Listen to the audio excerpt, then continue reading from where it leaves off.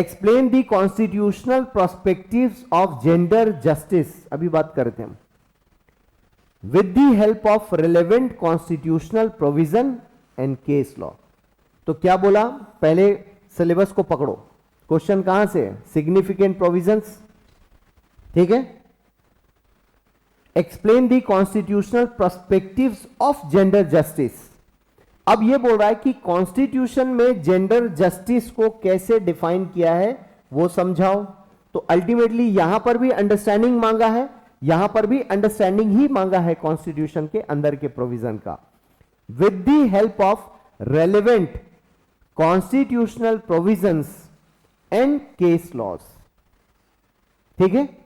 तो प्रोविजंस क्या क्या है जेंडर को लेकर, 1 2 3 4 कुछ भी हो सकता है, एंड केस लॉज, इसका मतलब क्या हुआ कि जुडिशरी ने क्या क्या बोला है अब तक वो समझाना है, और ज्यादा नहीं, वर्ड लिमिट है आपके पास 250, उसमें से हो सकता है 100 वर्ड्स में आप केस लॉ डिस्कस करोगे।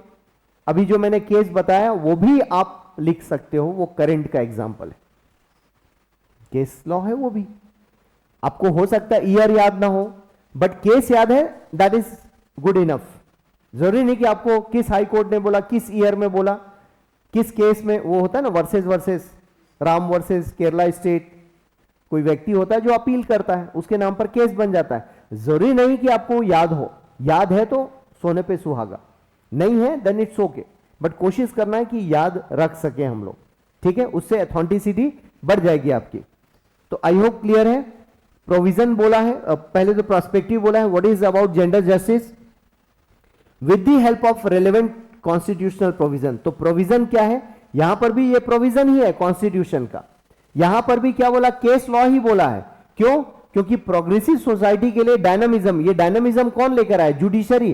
तो जुडिशरी यहां पर भी है, जुडिशरी यहां पर भी है, सिर्फ यहां शब्दों को अलग किया, बोला केस लॉ समझाओ, यहां बोला जुडिशरी शब्द का इस्तेमाल किए, बोला कि इसको स्पेशल रेफरेंस में समझाओ। तो अल्टीमेटली जुडिशरी को ही आपको पकड़ना, लैंग्वेज का फर्क है।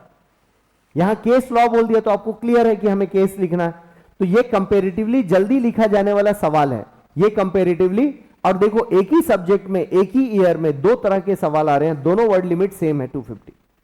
इसमें टाइम ज्यादा लगेगा, 4 लाइन है तो आप पहले 2 लाइन में उलझ जाओगे, इसको जल्दी लिख पाओगे क्योंकि सीधे सीधे बोल दिया, प्रोविजन बोल दिया तो अरे आपको याद है, हाँ आर्टिकल 15 16 आर्टिकल 23 जेंडर के बारे में बोला है, जहां भी महिला वाला लिखा है सब आ जाएगा, क्लियर।